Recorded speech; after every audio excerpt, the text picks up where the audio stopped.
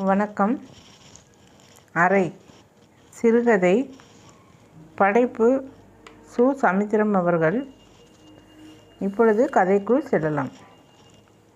எதிர்காற்று வேகத்திற்கு ஈடு கொடுக்க முடியாமல் சைக்கிள் பக்கவாட்டத்தில் விழுந்து மண் கவ்வு போவது போல தோன்றியது.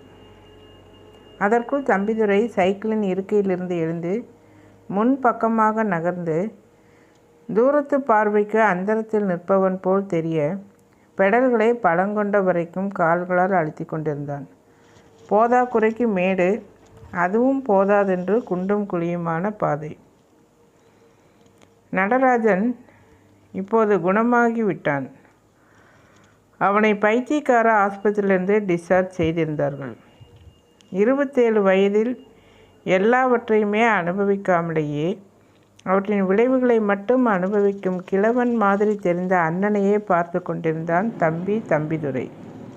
முன்பிருந்த முடி இப்போது சாட்டை போல் பின்னி கிடந்தது. ஆப்பம் போல் உப்பிய கன்னங்கள் அவற்றை உருவாக்கிய அடுப்புக்குழி போல் பள்ளம் போட்டிருந்தது. வைரப்பட்டிருந்த உடம்பு வறட்டியாய் தெரிந்தது. அண்ணன் முன்னாலும் தம்பி பின்னாலுமாக சைக்கிள் பள்ளத்திற்குள் பாய்ந்து கொண்டிருந்தது. ஆஸ்பத்திரியில் கேட்க முடியாமல் போனதை, பஸ் நிலையத்தில் கேட்க தயங்கியதை நடராஜன் இப்பொழுது எதேச்சையாக கேட்பது போல் கேட்டான். நான் எவ்வளோ நாள்டா ஆஸ்பத்திரியில் இருந்தேன்? எப்படி இது வந்தது? உங்களை ரொம்ப கஷ்டப்படுத்திட்டோன்னு? அப்படியெல்லாம் இல்லை, சும்மா 4 நாள் தான். எனக்கே தெரியுது, இந்த 4 நாளாக தான் நான் சும்மா இருக்கேன். இந்த 4 நாளாக தான் எனக்கே என்னை நல்லா தெரியுது. நான் கேட்பது இதுக்கு முன்னால் எவ்வளோ நாளுன்னு. தம்பிக்காரன் பதில் சொல்லவில்லை. 2 ஆண்டுகளுக்கு மேல் அடைபட்டு கிடந்த அண்ணனை பார்த்து மௌனமாக உருகி கொண்டிருந்தான். சைக்கிள் சிறிது தூரம் போனதும் அண்ணன் மீண்டும் தம்பியிடம் கேட்டான்.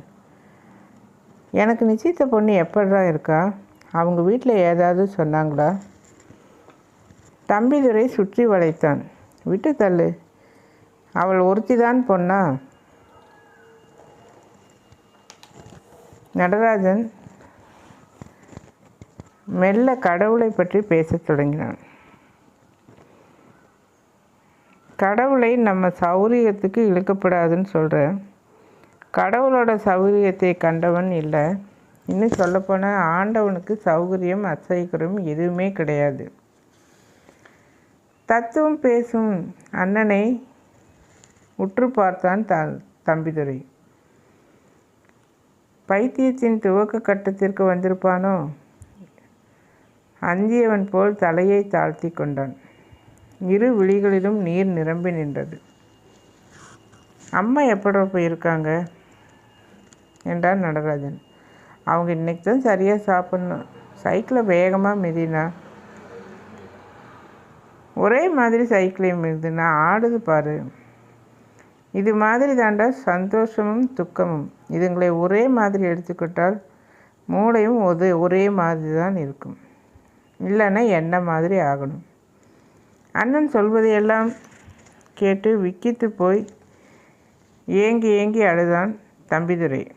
நடராஜன் திடுக்கிட்டு சைக்கிளை நிறுத்தி ஒரு காலை தரையில் ஊன்றிக்கொண்டு தம்பியை பின்னோக்கி திரும்பி பார்த்த பொழுது அவன் அண்ணனை தோளோடு சேர்த்து கட்டி பிடித்து கொண்டு, முன்பு எப்படியெல்லாம் சைக்கிளில் போனோம், இப்போ இது மாதிரி போகிறோமே அண்ணா, இது எனக்கு வந்திருக்கப்படாதா என்று கேவலுக்கிடையே விம்மினான். நடராஜன் தம்பியின் தோலை உலுக்கி, என்னடா இது பைத்தியக்கார மாதிரி என்று சொல்லிவிட்டு தன்னையும் ஒரு முறை திடுக்கிட்டு பார்த்து கொண்டான். தம்பியின் கண்களை துடைத்தான். சிறிது நேரம் மௌனம் அங்கே பயணித்தது. சைக்கிள் மீண்டும் சுற்றியது. அண்ணனும் தம்பியும் தம் உலகிற்குள் சென்றனர். எதையோ தேடிக்கொண்டிருந்தார்கள். அந்த குடும்பத்தில் மொத்தம் 3 பேர். தம்பிதுரை, நடராஜனுக்கு தம்பி, மூத்த அண்ணன் ஒருவர் இருந்தார். ஒருமுறை அண்ணனுக்கும் நடராஜனுக்கும் இடையே மிக காரசாரமான விவாதம் ஏற்பட்டது. விளையாட்டாக ஆரம்பித்த ஒரு விஷயம் வினையில் முடிந்தாற்போல் இருவரும் சண்டை போட்டுக்கொண்டு கட்டி புரண்டு சண்டை தீவிரமானதில் நடராஜன் அண்ணனை அடித்து விட்டார். அடி என்றால் நல்ல பலமான அடி. இரவு ஆனதும் நடராஜனுக்கு அண்ணனை அடித்து விட்டோமே என்ற ஒரு குற்றுணர்வு அவனை ஒரு மாதிரியாக்கி ஆஸ்பத்திரியிலும் சேர்க்கும்படி ஆகிவிட்டது.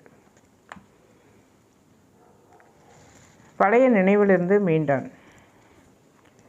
பாதை ஓரத்தில் இருந்த ஓலை டீக்கடை இப்பொழுது காரை கட்டிடமாகி ஓடுகளை மகுடமாக்கி உயர்ந்திருப்பது தெரிந்தது. முதலாளி சௌக்கியமா என்று அன்பு ததும்ப கேட்ட அந்த பையனை பார்த்தான். மீசையோடு தெரிந்தான். முன்பு பார்த்த பொழுது அவனுக்கு மீசை துளிரே கிடையாது. நடராஜனுக்கு குழப்பமாக இருந்தது. இப்படித்தான் இருப்பார்கள் என்று அனுமானிக்கப்பட்டிருப்பவர்கள் அனைவரும் அடியோடு மாறியிருப்பதைப் போல் தெரிந்தது. அந்த மாற்றத்தை அவன் மனம் உள்வாங்கிக் கொள்ள மறுத்தது. எப்படியோ தன்னை யதார்த்த நிலைக்குள் இணைத்து கொண்டு நடராஜன் சைக்கிளை சுற்றுமுற்றும் பார்த்து கொண்டே ஓட்டிய போது தெருவின் இரு புறமும் உள்ள கடை கன்னிகளில் உற்சாகமாக பேசி கொண்டிருந்தவர்கள் அவனை பார்த்ததும் அனுதாபத்துடன் பேச்சை நிறுத்தினார்கள். சிலர் எழுந்து வந்து பக்கத்தில் வந்தார்கள். சுகமாக இருக்கியா? நல்ல மனசுக்கு இது வர வேண்டாம் என்றார்கள். தம்பிதுரை, இதுக்கு எதுக்கும் இவனுக்கு ஒரு தகடு எழுதி தாயத்து போடுங்க என்றால் ஒரு கிழவி. அவர்களை கூச்சத்தோடு பார்த்து கொண்டே சைக்கிளை ஓட்டிய நடராஜன் குறுக்கே ஒரு குழந்தையை பார்த்ததும் சடன் என்று பிரேக் போட்டான். குழந்தையின் காலில் முன் சக்கரம் பதிந்து விட்டது. இரத்தமில்லாத ஊமைக்காயம். குழந்தை வீறிட்டு கத்தியது. அதன் தந்தை நடராஜனின் தூரத்து உறவினர் தான். எப்படியோ ஆண்டவன் புண்ணியத்தில் சொஸ்தமாயிட்டு என்று சொல்வதற்காக ஓடி வந்தவர் தன் பிள்ளை இந்நேரம் இறந்திருந்தாலும் இருந்திருக்கலாம் என்ற ஆத்திரத்தில், ஏண்டா தம்பிதுரை, உனக்கு மூளை இருக்காடா? இவனுக்கு தான் மூளை கோளாறுன்னு தெரியுமே. இவனை சைக்கிள் ஓட்ட சொல்லிட்டு நீ ராசா மாதிரி உட்காந்துருக்கிறியாக்கும். ஒரு வேளை உங்கள் அண்ணங்கிட்ட இருந்து உங்கள்கிட்டையும் ஒட்டிக்கிச்சா? தம்பிதுரை அவருக்கு முன்னால் போய் கண்களை உருட்டினான். எதை டாக்டர் சொல்லப்படாதுன்னு சொன்னாரோ அதையே இந்த மனிதன் குத்தி காட்டியதில் குத்துப்பட்டவனாய் கேட்டான். மூளை கோளாறும் தலைவலி பித்தவலை மாதிரி தான், வயிற்று வலி மாதிரி தான், யாருக்கு வேணாலும் வரும். ஆஸ்பத்திரிக்கு போனவன் மட்டும்தான் பைத்தியக்காரன் அப்படின்னு இல்லை. உம்மை மாதிரி ஊரில் இருக்கிறவன் இந்த ரகம் இருக்குது. நீங்களும் பைத்தியக்கார ஆஸ்பத்திரிக்கு போக வேண்டியது வரும். ஏதோ போதாத காலம் எங்கள் அண்ணனுக்கு வந்தது. 4 பேர் முன்னால் சொல்லி காட்டுது. உமக்கு மூளை இருக்கா? ஆமாடா, எனக்கு கிடையாது. நானும் உங்கள் அண்ணனை மாதிரி சட்டையை கிழிச்சுக்கிட்டு கல்லை தூக்கி வச்சுட்டு நிற்கிறேன் பாரு. தம்பிதுரையால் தாழ முடியவில்லை. அவரின் சட்டையை பிடிக்க போனான். உடனே அவர் கீழே குனிந்து ஒரு கல்லை எடுக்க போனார். சுற்றிலும் நின்ற கூட்டம் நெருங்கி வந்தது. அணி பிரிய துவங்கிய சமயம் நடராஜன் தம்பியை அடக்கினான். விட்டு தள்ளு, வா சைக்கிளில் போகலாம் என்று அந்த சூழ்நிலையிலிருந்து விலகினார்கள். சைக்கிள் உருண்டோடி கொண்டிருந்தது. அண்ணனும் தம்பியும் மௌனமாய் போய் கொண்டிருந்தார்கள். நடராஜன் தன் கையை எதேச்சியாக பார்த்து கொண்டான். மணிக்கட்டில் வளையம் போல் காய்ப்பு இருந்தது. தம்பியை திரும்பி ரகசியமான குரலில், என்னடா என்னை சங்கிலி போட்டு கட்டி வச்சாலா என்று மெதுவாக கேட்டபோது தம்பி அண்ணனின் தோளில் தொங்கிய துண்டை எடுத்து தன் கண்களை துடைத்து கொண்டான். எப்படியோ வீடு வந்து சேர்ந்தார்கள். அம்மா ஒப்பாரி வைத்தாள். மூத்த அண்ணன் தம்பியின் கையை பிடித்து கொண்டான். அப்பா ஓரத்தில் நிலை குலைந்து நின்றார். அவர்கள் அனைவரும் கண்ணீரை பாச வெள்ளமாக காட்டினார்கள். நடராஜனுக்கு சற்று தெம்பு வந்தது. ஊர் முனையில் ஏற்பட்ட கசப்பான அனுபவம் ஒரு நொடியில் ஓடியது. ஊர் மக்களில் சிலரும் தெரு மக்களில் பெரும்பாலோரும் வந்து போன பிறகு குடும்பத்தினர் ஒன்றாக உட்கார்ந்து சாப்பிட போனார்கள். அப்போதுதான் அவளை பார்த்தான். கீழே தெரு கிருஷ்ணமாமா மகள். அவனுக்காக நிச்சயதாம்பூலம் செய்யப்பட்ட இவளை வேறு யாரோ ஒருவனுக்கு இணையாக்கப்பட்டவள். அவள் தன்னை பார்க்க வந்ததில் அவன் மகிழ்ந்து போனான். ஆனால் ஏதோ ஒரு உணர்வு உடலெங்கும் வியாபித்து சோக போதையை கொடுத்து கொண்டிருந்தது. அவளிடம் ஆர்வத்தோடும் ஆதங்கத்தோடும் கேட்டான், உன்னை யாருக்குமா கொடுத்துருக்கு? அந்த பெண் தர்ம சங்கடமாய் விழித்தபோது தம்பிதுரை சாப்பாட்டு தட்டை தள்ளிவிட்டு வெளியே போனான். அம்மாக்காரி புலம்பினாள், உனக்கு இந்த மாதிரி வந்த பிறகு என்ன செய்யறதுன்னு தெரியாமல் தவிச்சோம். நிச்சயம் பண்ண வீட்டில் தான் கல்யாணம் நடக்கணும்னு பெரிய மனுஷங்க சொன்னாங்க. அதனால் உன் தம்பிதுரைக்கே என்று இழுத்தாள். நடராஜனால் சாப்பிட முடியவில்லை. உள்ளத்தை உணர்வுகள் தின்று கொண்டிருந்தன. தம்பி தன் மீது வைத்திருந்த பாசத்தை நெஞ்சிற்கு கொண்டு வந்து அந்த உணர்வுகளை விரட்டி அடித்தான்.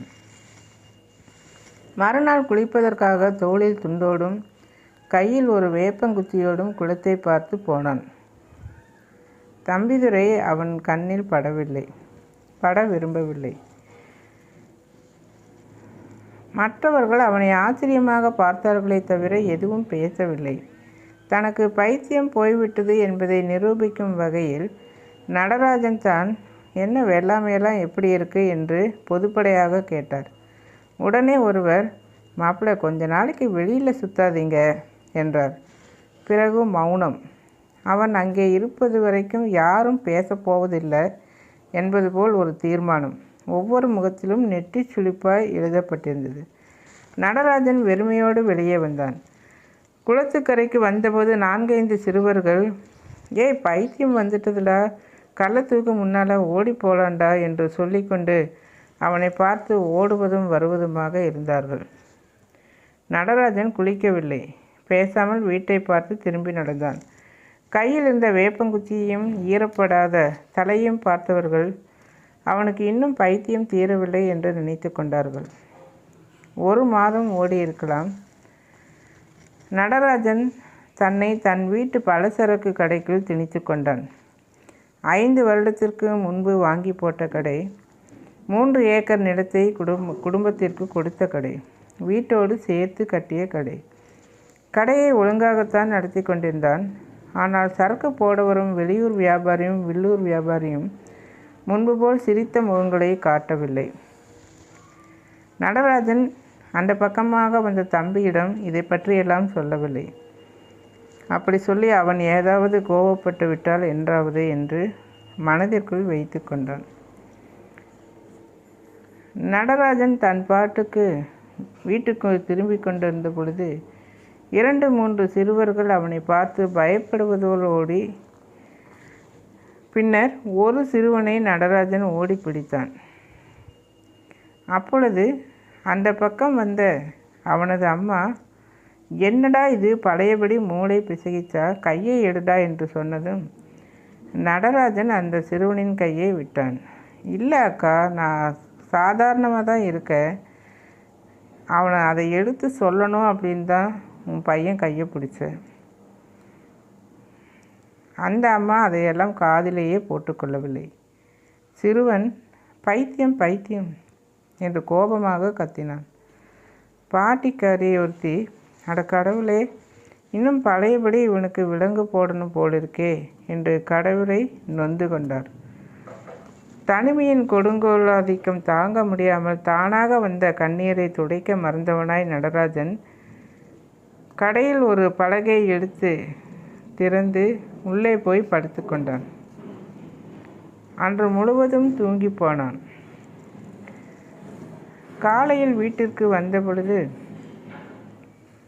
குரல்கள் உள்ளே பேசிக்கொண்டிருப்பது கேட்டது. சொத்தை பிரிக்க முடியாது, வேணும்னா கால் கையோடு பேசாமல் போங்க. அவன் பைத்தியத்தை போக்குறேன்னு பாதி சொத்து போயிட்டுருக்கு. ஊரில் அவன் நடந்துக்கிறத பார்த்தால் இன்னும் அவனுக்கு பைத்தியம் போகல. மீதி சொத்தையும் அழிக்க முன்னால் அந்த சொத்தை வாங்காமல் விடமாட்டேன். அவன் கூட பிறந்த பிறப்புடா, அவனால் தாண்டா சொத்தை நம்ம வாங்கினோம், கடை கண்ணின்னு சொல்லி இருக்கோம். என் புருஷனும் ஒட்டிக்கு இரட்டையாய் உழைச்சிருக்கிறாரு. உம்ம மகன் இனிமேல் எங்களை காப்பாற்றாண்டம். சொத்து கொடுக்காட்டால் மரியாதை பிஞ்சிடும் என்றாள் அண்ணி. நடராஜன் உடம்பை நெளித்தான். தம்பிதுரையின் மனைவி மல்லிகா ஏதோ பேசுவது போல் கேட்டது. ஐயோ, என்னை கொல்றானே! அவள் கத்துவது கேட்டது. நடராஜன் வீட்டுக்குள் ஓடினான். அவன் தம்பி மனைவியின் தலைமுடியை பிடித்து கொண்டு அடித்து கொண்டிருந்தான். அவளோ, உனக்கெல்லாம் எதுக்கையா பொண்டாட்டி? இந்த பைத்தியத்தை சுகமாக்குறதுலையே பாதி சொத்து அடித்தாச்சு, மீதியும் போக போகுது. நான் எங்கள் அப்பா வீட்டுக்கே போகிறேன், என்னை விடு, ஆளை விடு என்று சொல்லி அவள் கிளம்ப ஆரம்பித்தாள். தம்பிதுரை இப்போது மனைவியை அடிக்கப் போகவில்லை. அப்படியே சிறிது நேரம் சதும்பித்து நின்றுவிட்டு நடராஜனை கட்டி பிடித்து கொண்டு அழுதான். பாத்தியான்னா, உன் கதியை பாத்தியா? என் நிலைமையை பாத்தியா? இன்னுமா நம்ம உயிரோடு இருக்கணும் என்று சொல்லிக்கொண்டே அலறினான். அம்மாக்காரி அரை மயக்கத்தில் நின்றாள். குழந்தைகளும் சித்தப்பா அழுவதை பார்த்துவிட்டு கூப்பாடு போட்டன. நடராஜனுக்கு மனதினில் ஒரு பூதம் முளைத்து வர வர பெரிதாகி இப்போது தோலை அழுத்தி தலையில் ஏறி குதிப்பது போல் இருந்தது. பிறகு அங்கிருந்தபடியே தன் பூதாகார உருவத்தை அவன் வாய்க்குள் திணித்து உள்ளே போவது போல் தெரிந்தது.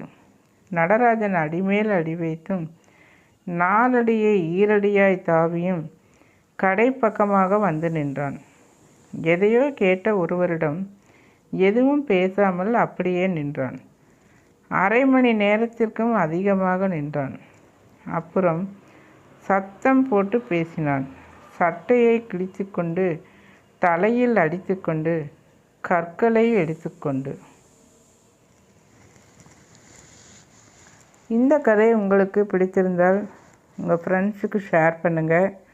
நன்றி, வணக்கம்.